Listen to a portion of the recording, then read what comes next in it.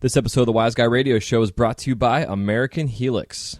The American Helix is a revolutionary new concept in smoking technology. Based on Brunelli's principle, the shape of the pipe creates a Venturi effect, causing a swirling motion of the smoke through precision micro holes that are produced for the intake system. This results in a slower burn that conserves tobacco and gives a smooth, refreshing smoke, making the Helix the smoothest hitting pipe on the market. For further info or to locate their products, you can find them on Facebook at facebook.com/SSHelix or contact them signaturehelix@gmail.com. That's signaturehelix@gmail.com. This episode of the Wise Guy Radio Show is brought to you by Mountain Glass Arts. For the month of June 2016, Mountain Glass is offering 3 sales.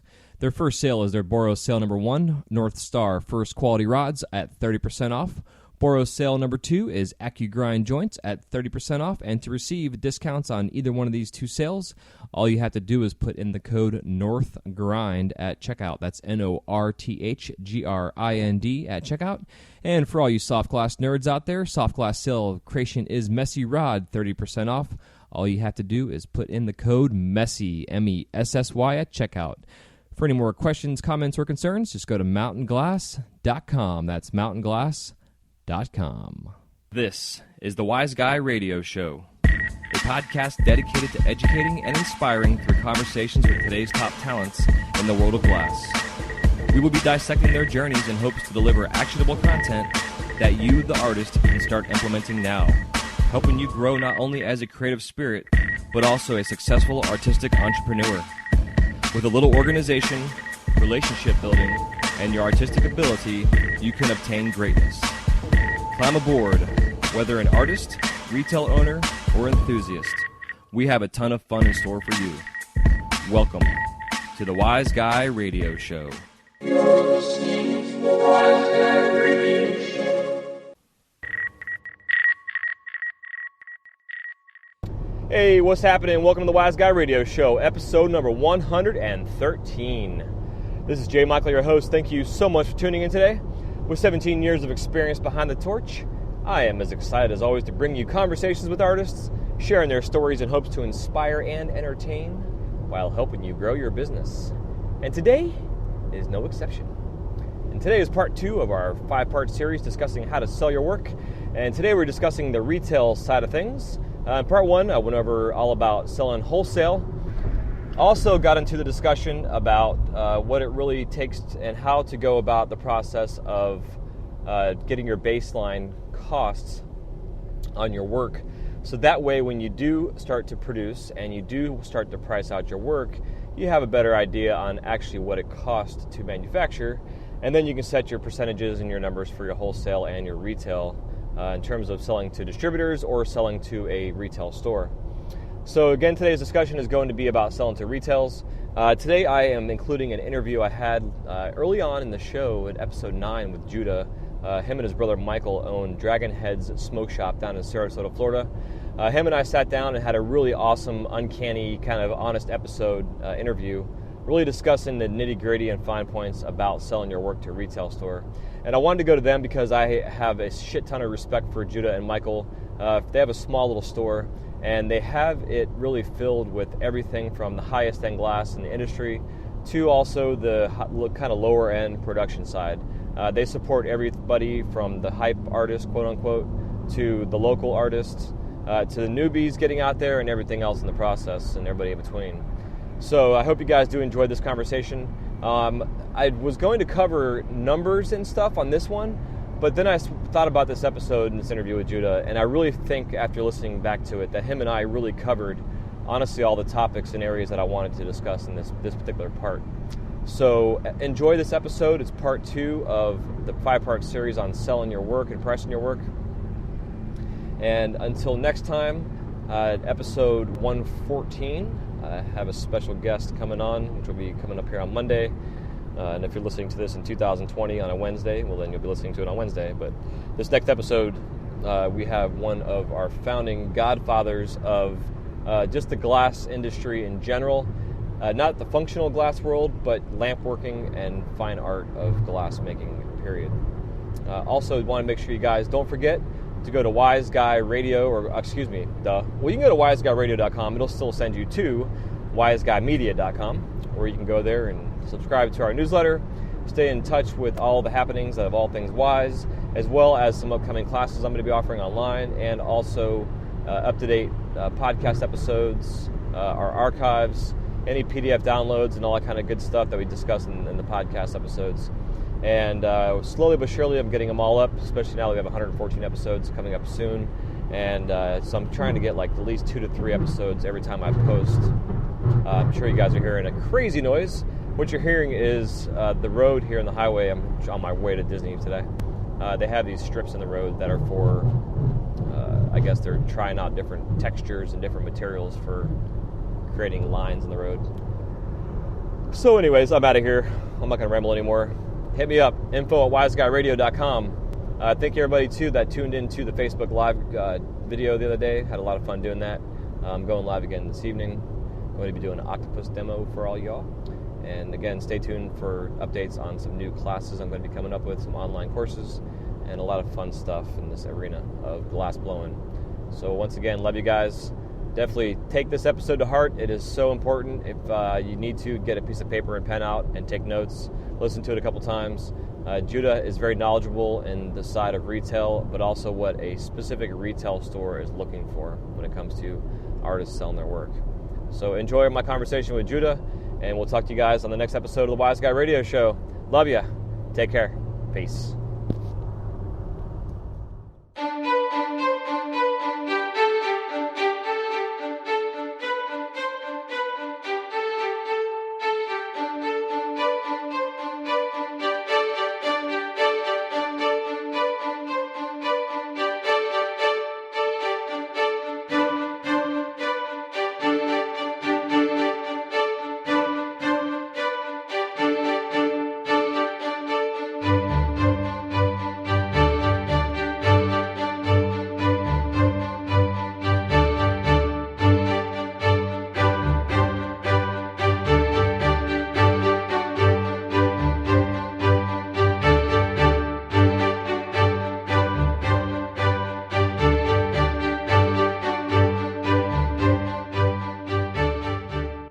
Sitting in Dragon Headz SmokeShop in Sarasota, Florida, with one of the owners, Judeh.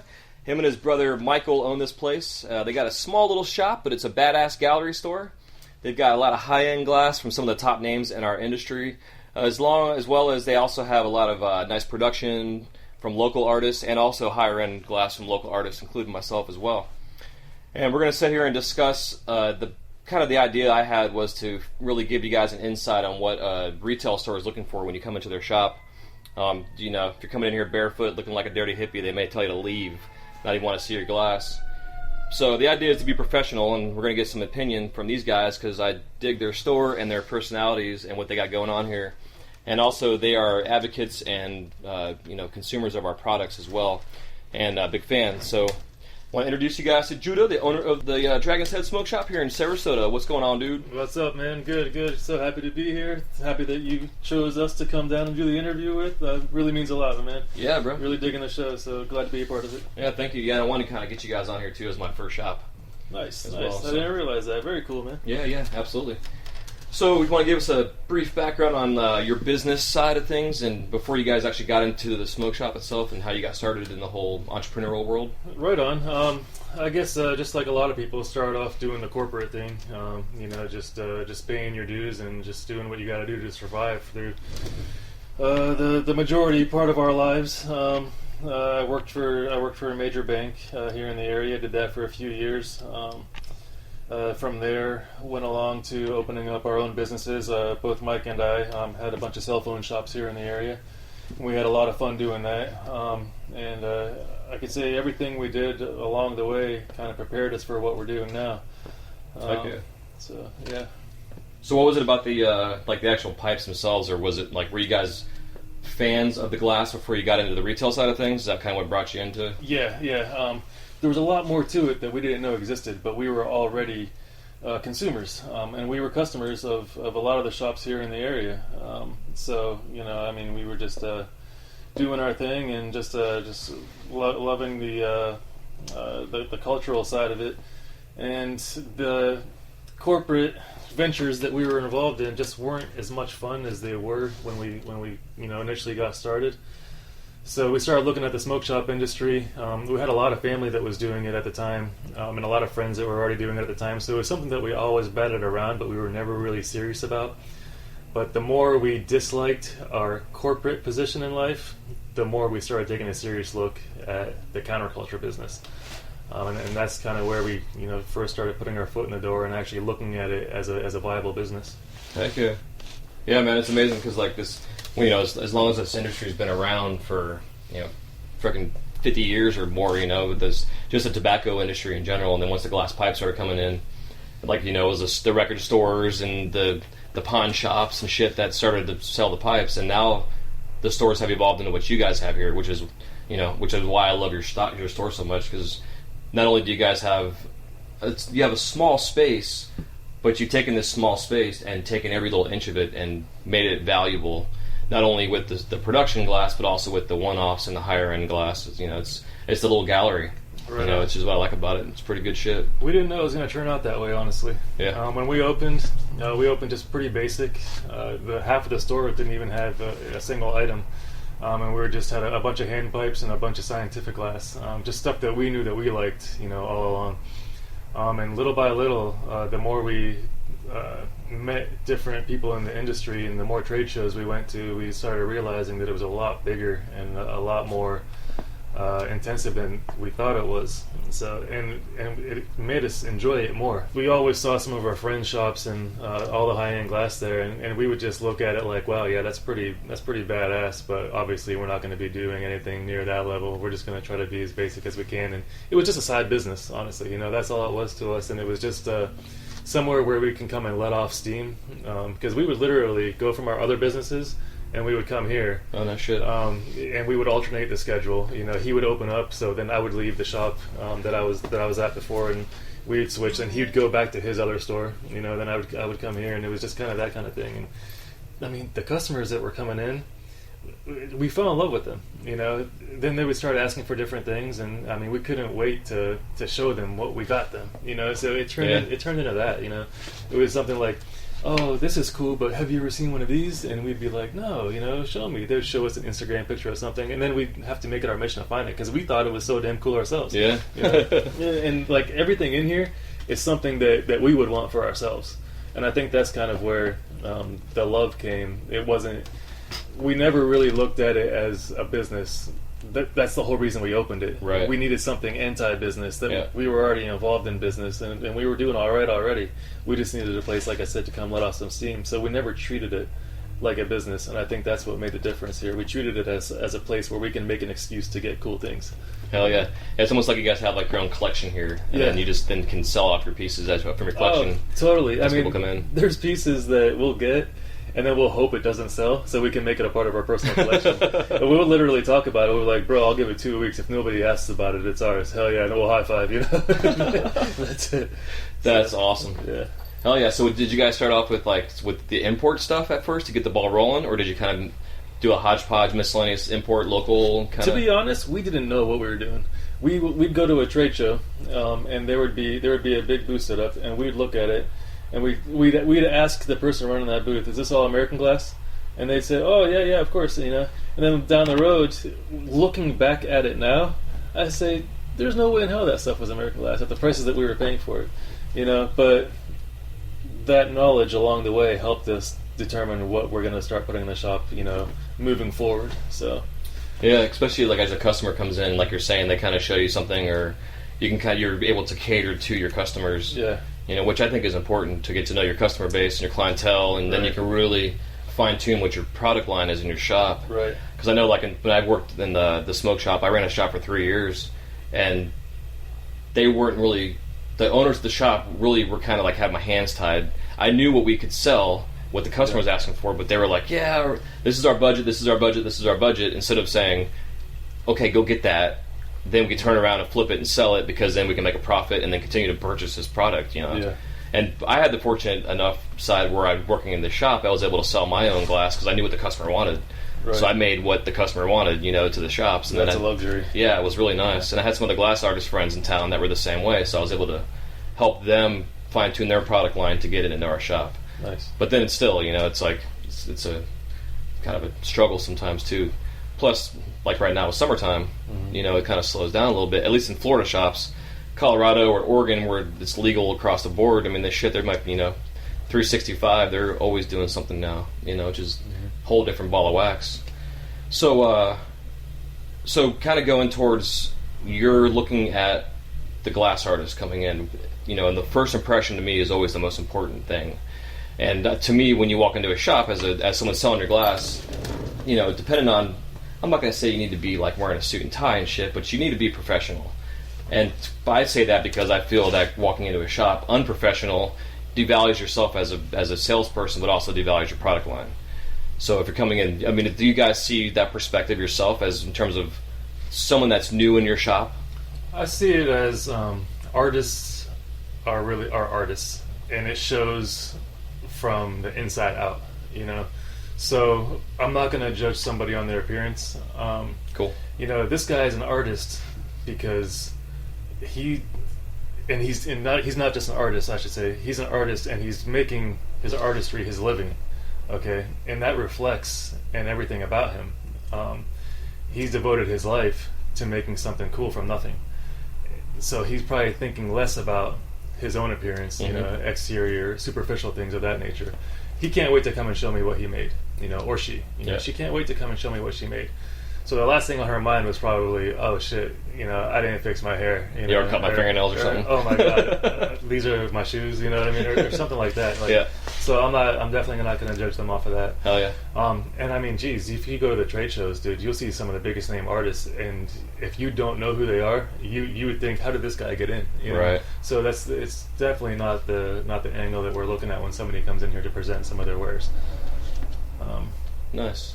Yeah, it's more of, open up your case and let that speak for you. Yeah, absolutely. Yeah, I like that attitude for sure. Because it definitely, from the artist perspective, that's huge. Yeah. Because it allows the artist to be free as an artist to then sell their art, instead of selling their production. This is, I got a $500 case or whatever, type of thing. Yeah, and smile, when you come in.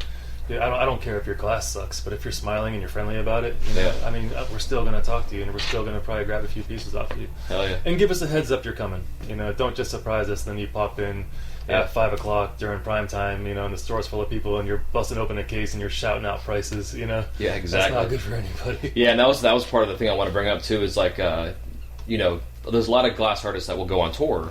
They'll go from California to freaking New York, and they'll travel all over the, with $100,000 of glass they've made for the past 5 months, and then they go out and sell it.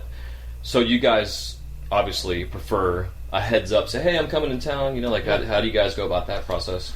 Tell us, because I can see from the artist perspective. Oh, if I call you and tell you I'm coming, you're going to tell me you have glass, or you're going to tell me you just went to a trade show, or you're going to tell me the trade show is coming up, and you're just going to tell me not to come. Period. I mean, come at us with the angle. I'm going to be stopping by your shop. What should I bring? Because I might have just come back from a trade show, and I might have rigs, coming out of my ears, and another batch of them on the way, and I don't even know where to put them all. And if you tell me that you're coming with rigs, I'm going to tell you, probably don't come, or come and show me them, but I can't make you any promises, Yeah. But if you give me the opportunity to tell you what I could use, then I mean we can still do business. Yeah, I agree. Because especially with a shop like you guys and your attitude where you do cater to your clientele and you know what your clientele has and wants. So I also look at it myself too. Like when I come to your shop or any shops in general, I look in the cases to see what you don't have. Right on. Because then I can be like, okay, I came in here, I made $1,000 or whatever. And now I can leave with another $1,000 order because I'm going to fill in your gaps that you have if you haven't already had that ordered. That's smart. Which I think is important as well. And also, like we were talking, before we started the recording button about having to evolve. Like you always have to evolve your product line. Because like you're saying, the rig industry has been almost oversaturated, especially now that China is starting to bring in this bullshit too. Right. So, back in the day when I was doing this, inside-out spoons were like the Chinese competition.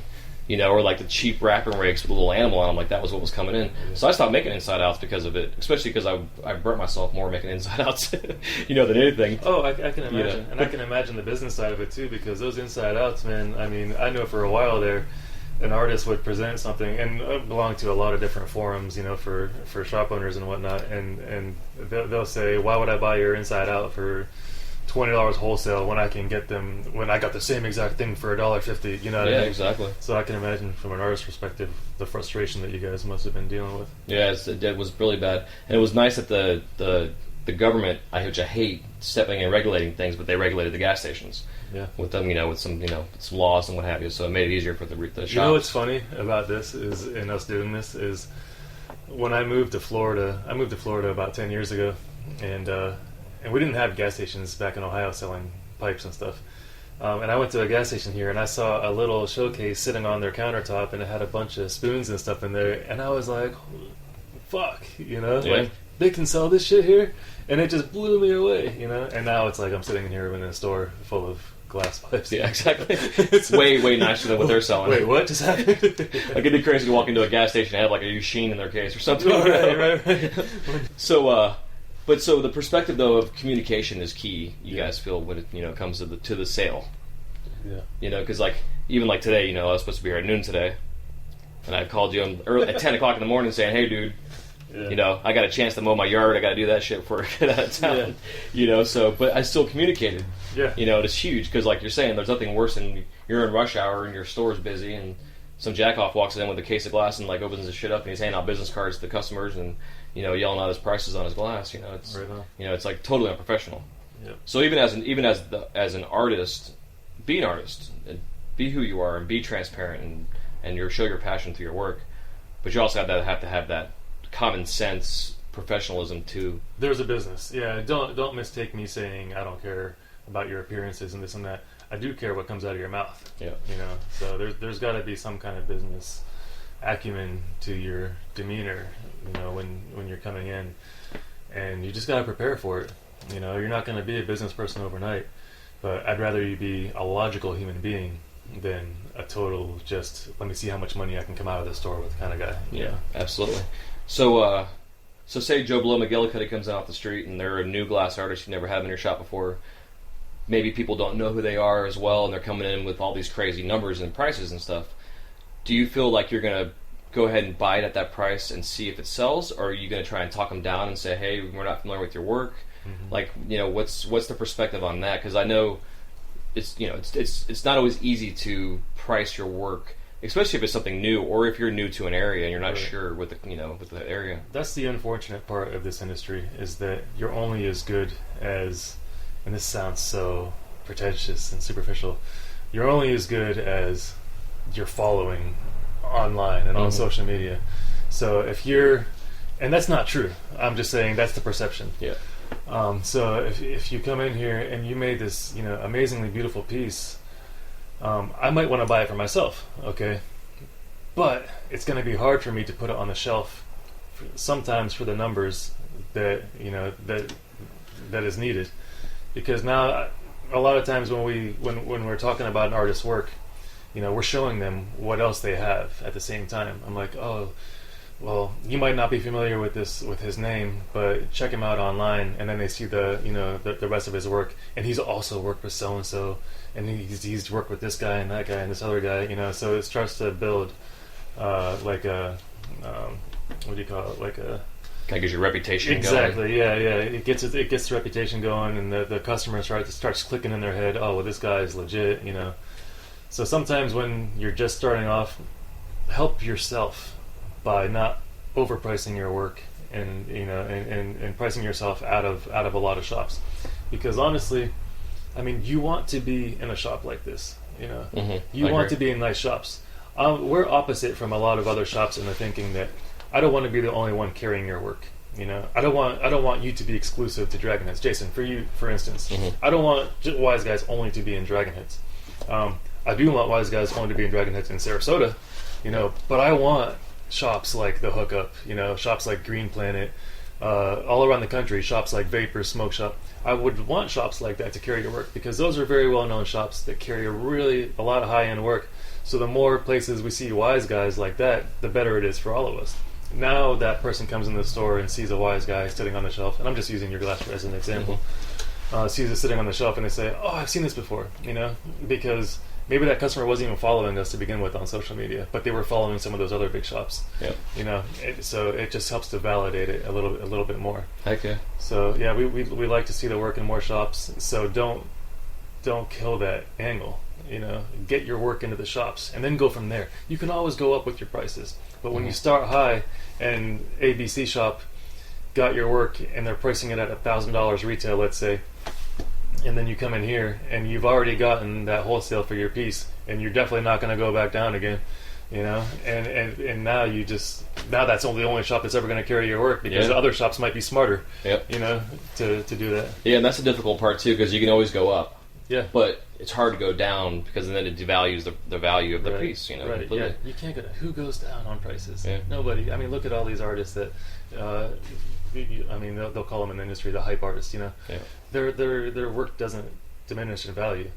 If they want something to be a little bit more value friendly, they'll make a completely different piece and say this is going to be at this price point, but these are always going to be at this price point. Right. You know, like almost like I know with my Wise Guys, for instance, I have like my base production line. Yeah. You know, they're always going to be the same price. But if you want a little bit nicer piece that's full colored or has opals on it or something extra, this is what this is going to cost. Right. It's, you know, and it has to be set that way. You got to have. I like the idea of having separate different price points, because the attitude I've always had in the retail side of things is that everybody has $20 in their pocket. Yeah. So at least carry some kind of product line that you can sell for $20. Right. But also carry some product line that you can sell for $200, and then $500, and then $1,000 or $2,000. Like, you know, you got quills and Yushin pieces that are selling for $20,000 now. Right. You know, which is fucking crazy. Yeah. But they're selling for $20,000. They're selling for that, but you're not going to go buy a new Yushin upline right now, you know, and think that you're going to get a bargain on one, for instance. Yeah. But maybe Yushin will make a mini upline someday, you know, or something along those lines to fill that little gap in, you know, in his product lineup, perhaps.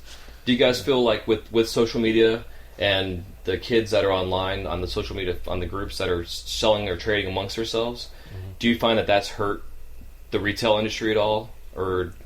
I think to me it's just more annoying than anything else, because they'll mistake new glass for used glass, and vice versa. Right. You know, oh, such and such sold for this much in this forum or in this Facebook group, and you know, a lot of times they don't know how to compare apples to apples. That's the problem with it, and that's where you see the China stuff getting a lot more popular too. You'll see, you know, real high-end glass for sale. You know.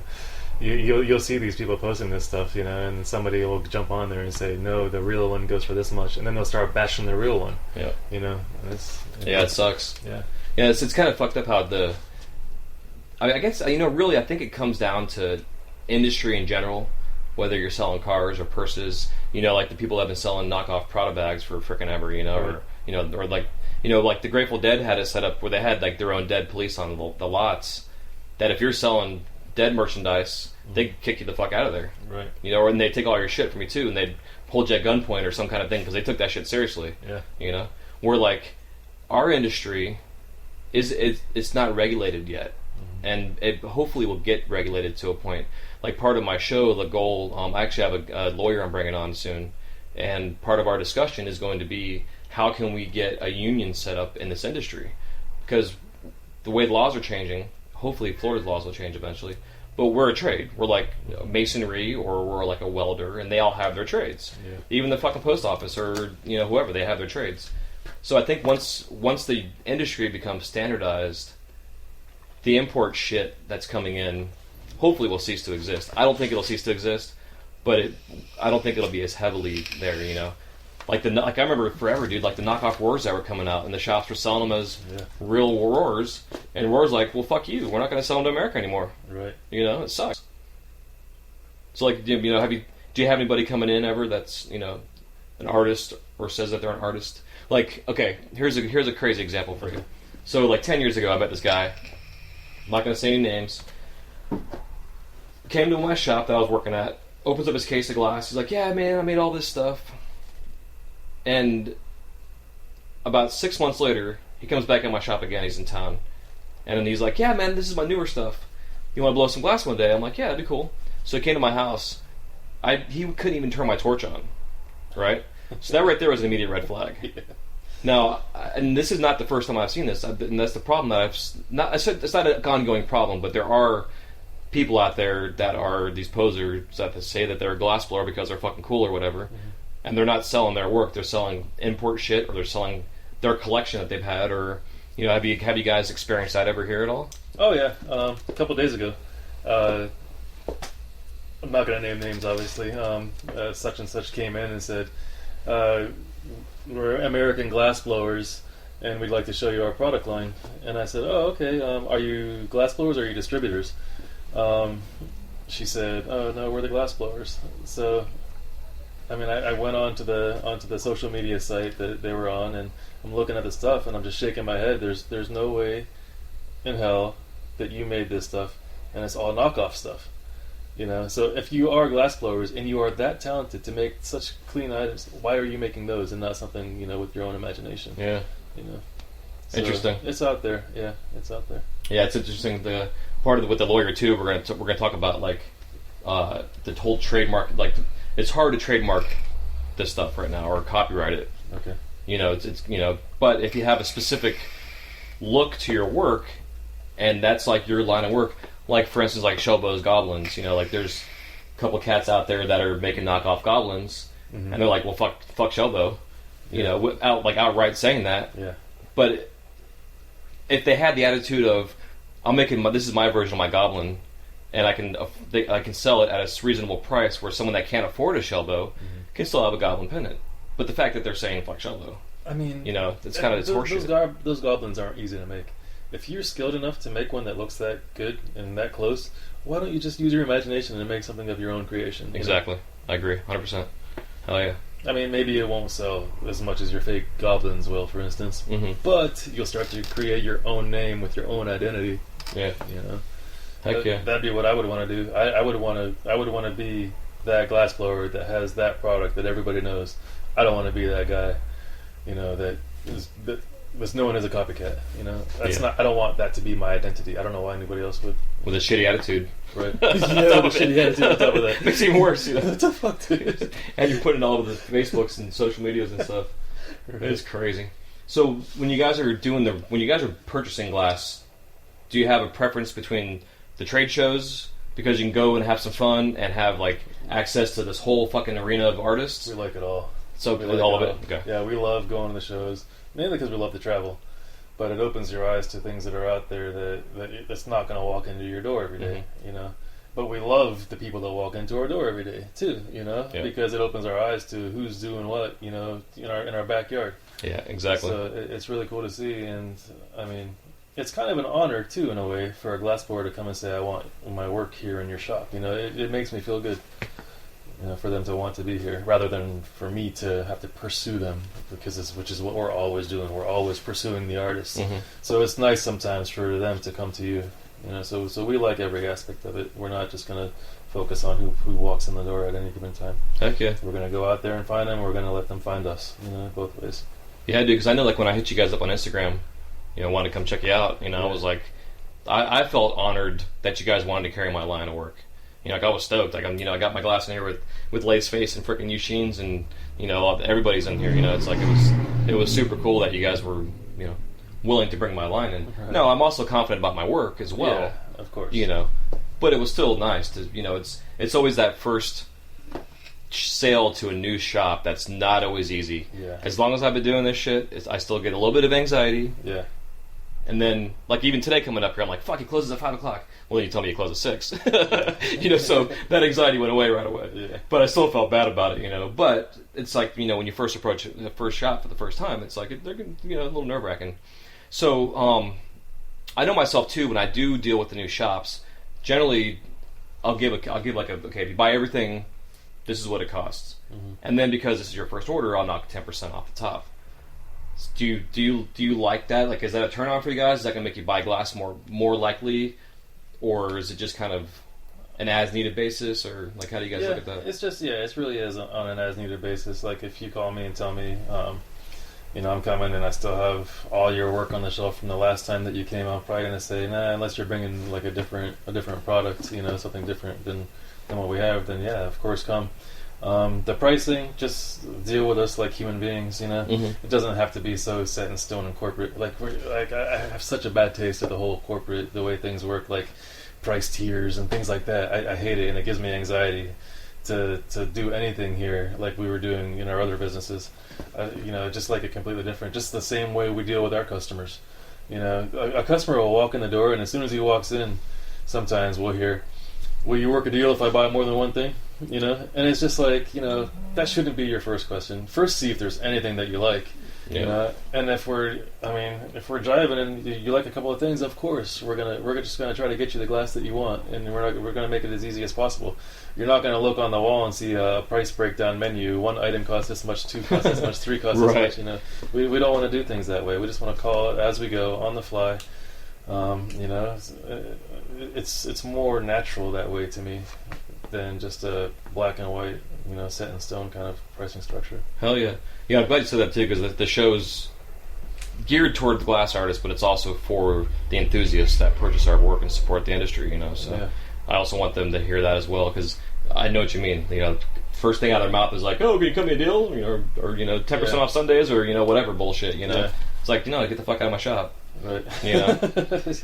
So, as a glass artist and evolving your glass, do you guys find with the rigs and the old water pipes that came out and the bubblers and stuff, so someone comes in, should they have a nice variation of work? Should they have some small bubblers and some hand pipes and some chill-ohms and a couple rigs and maybe some bigger heady pieces? Do you guys prefer to see a nice spread? It depends on that artist's capability. Okay. If you're really good at making spoons, then don't bring a bubbler just because you think we want to see one and it's ugly. Yeah. Don't make something just for the sake of making something. If you make one thing really, really well, then show that off, and then during that visit, go from there. Ask if there's anything else that you might have wanted to see, or like I said, it all starts with the phone call before you come, or the message that you send us before you come, of what we would like for you to bring. Or even just a way to introduce us to your work. Let us know if you have an Instagram or a Facebook where we can see your work. I know not everybody has a catalog, because you're not always making the same stuff over and over again. But there's got to be somewhere where I can see your work. So yeah, because that's what I do. I say, go on my Instagram, like the pictures that you think you like on there. Yeah. And I'll pay attention to your likes and stuff, and then I'll do screenshots even. And then I'll send a text or an email to you guys or to whoever the customer is. That's a good idea, to like the things that you see. Yeah, because that way you know specifically what it is that they're looking for. Yeah. And then you can also give prices on that kind of stuff too. Right. And you can kind of feel out who you're selling to. And because I also find too, in terms of, if you're trying to wholesale work, certain areas are going to pay more money for your work compared to, it's just based on local, what people can afford really. Right.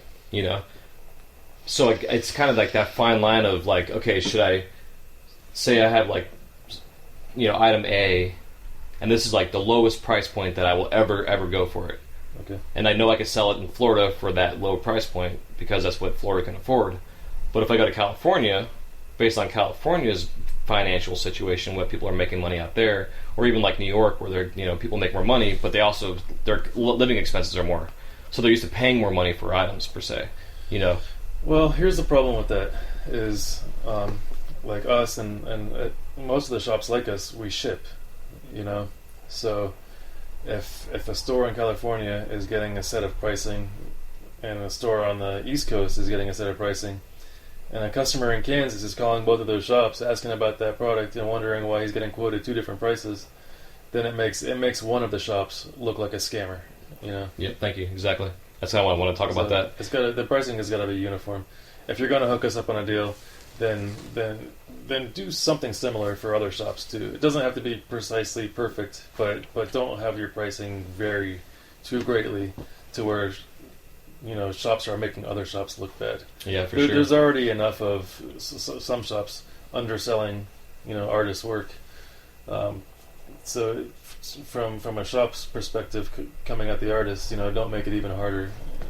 Don't help that even more, I should say. Yeah, for sure. Because I know, even when you sell to a distributor, I sell to Joint Forces as one of my distributors. Yeah. And when we first talked about it, which I was on the same page already, but they just tell me, it's there's nothing worse than their rep going to a shop, selling your item. Your same item is in there. You're selling it to that shop for less than what they're selling it for. Right. It makes them look like dicks because they're trying to get a higher price for it. Right. So you got to be consistent. You have to know what your wholesale level is, and if you sell it to a distributor, you have to know what their mark off is, so like 15-20%, and keep your prices at that so that you are consistent everywhere. Right. Yeah. Because like you're saying, with a lot of shops now are shipping. You know, like the Wonderlands and a couple other shops, for a long time they wouldn't ship. Right. But they caught on to see with social media that you have to offer that. Like that has to be something that you offer, especially when you're carrying $10,000 pieces in your shop. Nobody's walking in the door to buy that. No, but if they see it on your Instagram, they're gonna be like, "Oh my god, I would love to get that from you." Or like the salt collectors, or the Yushin collectors, or the frickin' quill collectors. Like they're out there searching for that artist's work all over the country. Maybe they saw it at Champs as a one day, and they're like, "I wonder who got that." Right. And they're scoring and searching the internet looking for that frickin' item. Right. Hoping that they can find it. You know what helps that is when the artist has our back and lets people know where the piece went. Yeah. And there's artists that just want to keep their pages clean. They don't want to post everything they've ever made in their life, which is cool. And they don't want to post anything a couple of times sometimes, but then from a shop's perspective, it's kind of like, we made a pretty sizable investment, on this piece or on these pieces. It'd be nice if the people who are most likely to buy it know where it is. Yeah. And they're not going to know by us posting it because they might not know we exist. Yeah, exactly. Exactly. So it helps when there's that, when the artist is willing to let their own followers know where a piece ended up, because it brings that whole new audience to us that didn't even know that we were here. Yeah, for sure. I know myself personally. I do that. Like if I'm coming to your all store, you're great about it. I'm gonna put stuff on Instagram like, hey, dude, these are gonna be at Dragon Headz here, like in the next day. Yeah. Or if even I'm sending this order off to my distributor, I'm saying, hey, SmokeShops, hit these guys up. Yeah. They're gonna have this product line, Right. And then after I'll leave, I'll do the same thing. Or like you guys take the best pictures, dude. Like I love your pictures of your work. Thank you. Like I'm even asked, your permission to use them on my website, because they're so fucking good. And it's such a simple thing, but it's like it's so important to photograph your work that way. We like to do justice to the pieces. Sometimes, man, when you're looking at it online, I'm sitting here in the shop looking at this piece in my hand, and I'm like, how am I going to let these people know how awesome this piece actually is? Because if I just take a regular picture of it, you have no idea but the depth, Yeah, for sure. It's a struggle too. I mean, no matter how professional the picture comes out, you just really don't know until you put it in your hand. But the pictures are hugely important. Have you ever gotten any items in where like the picture is like, oh my god, the thing's fucking gorgeous, and then you get it in the shop and it's like, this thing fucking sucks. Did they Photoshop it? I would say not really, but I would say as far as size goes, yeah, a lot of times you'll see something and you'll have to get it in here, and then we'll get it out like, man, I didn't realize that was that small. Yeah. Yeah, size reference is huge. Even with like a lighter, like everybody like puts like a big lighter next to it or something like that. Right. Like I use my hand a lot for stuff, but I've got kind of big hands, so it's kind of hard to, always show you. Like when Apple did the iPhone, like they got called out because I guess the hand model, the guy had this really big fucking hand, and the phone was actually, it looked bigger than what it really was, or something of that nature. Like it was a false advertisement. It was like Shaq holding the iPhone 6S. Yeah, exactly. So the phone looked like a normal size. Yeah. Actually, I saw a YouTube video this guy did when that thing came out, and he got a 19-inch flat screen TV and put the Apple symbol on the back of it. Oh, nice. He's like walking into bars, like in real life, like, "Hey man, you guys have a place I can plug my phone in?" It was so funny, dude.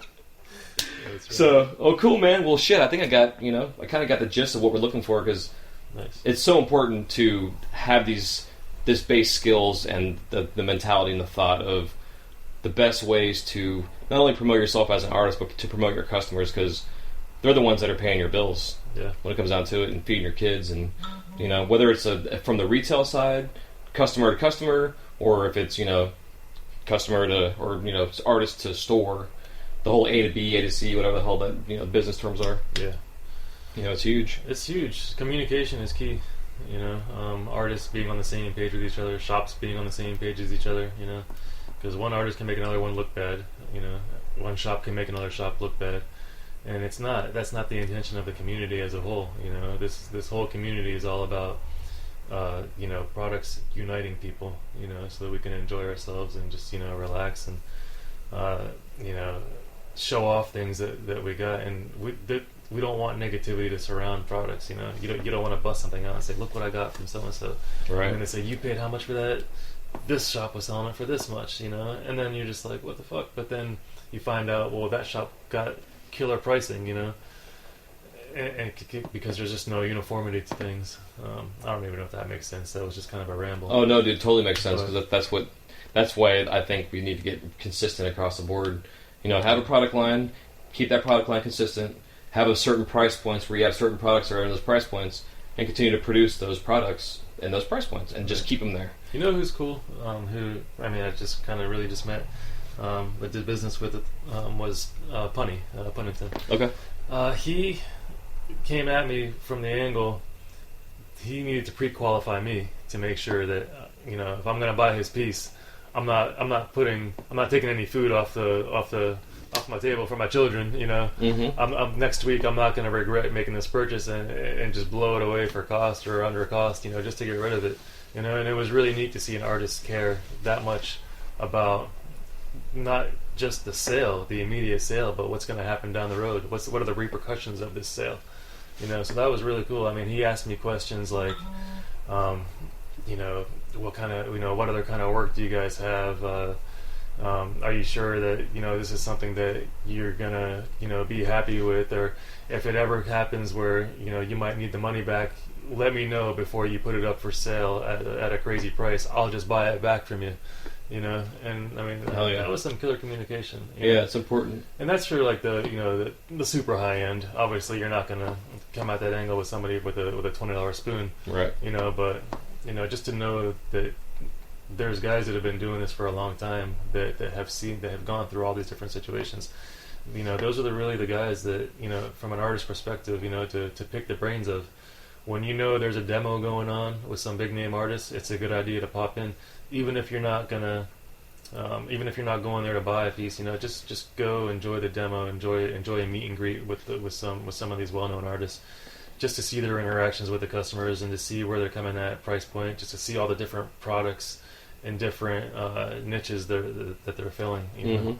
Because it's, Pendies, It filled a niche that we didn't know was needed even. But it's like suddenly this past year, 2 years, the pendant game has got stepped up huge. Right. Somebody might want, an artist piece that costs $10,000 that they'll never be able to afford, but they might be able to afford their $300 pendant. Now they got a piece of that artist, Find little ways like that just to get in the game. Start by making just pendants. Yeah. Just to get your name out. Which I know a lot of artists who only make pendants, or who only make accessories. Yeah. And that's really a cool way to hone your skill too. Working on real fine, precise things. Yeah, really niche yourself down to a specific item. Yeah, and you know what else that does? It gets you in the door for collabs. If you make a really great thing, a really great pipe or pendant or whatever it is, get out there so other artists can meet you, so you can start to work together with other artists.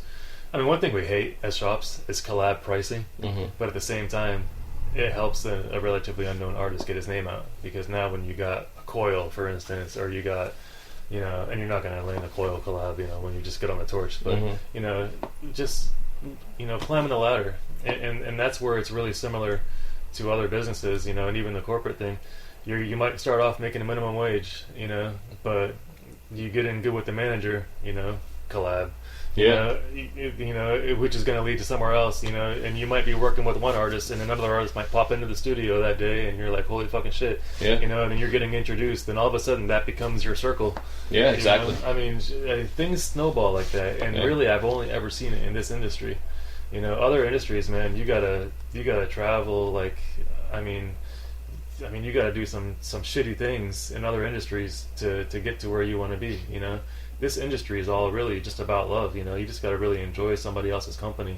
You got to enjoy learning, and you can't be scared. Just to jump in, you got to take risks. And there's artists that have gone from nobodies to, just huge names. It seems like sometimes, in 6 months to a year. Yeah, it's crazy. Yeah, it's amazing. It's interesting too, like the way that the trends almost are with the artists. The artists that can get the trend rolling. Whether it's a certain color, like the Illuminati is kind of a big thing right now, but that's all trends. Like I think eventually, like I was talking with my last guest, and we were saying how it'd be kind of fun if like the Illuminati brought back the blacklight bedroom where you have blacklight posters on your walls. Yeah. Kind of shit. True. So I've been thinking, like as an artist, like marketing wise, I'm like, well, shit, I need to start making some blacklight posters. or t-shirts or something of the nature, because Yeah. people have their dab stations in their room set up or whatever for their chill rooms. Yeah. You know, and it's like they got black lights in there and their posters are up with their favorite artists and their glasses glowing and their pennants are glowing and their freaking fingernails are glowing. You know, Yeah, totally. their teeth are glowing because they haven't brushed teeth in like 4 days. Seriously. You know? Yeah, it's getting pretty. It's interesting neat right now. Yeah. So, is there any like last parting advice you can give a brand new glass artist that's trying to break their way into the industry? You got any advice for them? Practice. Don't sleep. You know. Love it. If you don't love it, then don't bother. You know. But yeah, if you've been doing it for a few months and it feels like a job, you know, then just fuck it. I mean, just do something else. Honestly. Yeah. You know. I agree. Don't force your way into the business if you don't even like what you're doing.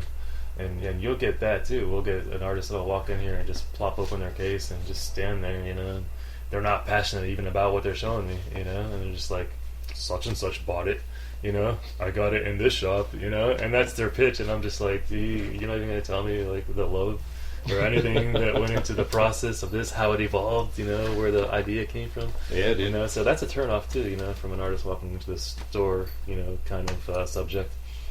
But just love what you do. And there's all kinds of ways to make money in this country. I mean, there's 1,000,001 ways to make it and to do something big. This might not be it, honestly. I mean, just to be brutally honest. But if you love it, you're going to make it work. You know, your passion will drive you through it. If you find yourself and you've got a regular 9 to 5, which a lot of artists do, you know, because they got to support this somehow. If you find yourself in your 9 to 5 and you can't wait to go home and get on the torch, then you're doing the right thing. Mm-hmm. You know. If your buddy's calling you while you're at work and he's telling you want to come hang out and you'd rather do that than go get on the torch, then hang it up. You know, it's pretty much black and white. Hell yeah. You know? Beautiful. Well, thanks, dude. My pleasure, Jason. Fucking awesome, man. It was awesome, bro. Anybody want to check out an awesome shop, man? Dragon Headz in Sarasota. You guys gotta get your glass in here. If you want to buy some glass, check these guys out on Instagram. They're at Dragon Headz, and that's Headz. Dragon Headz. You all take it easy. Happy melting. Yep. See you.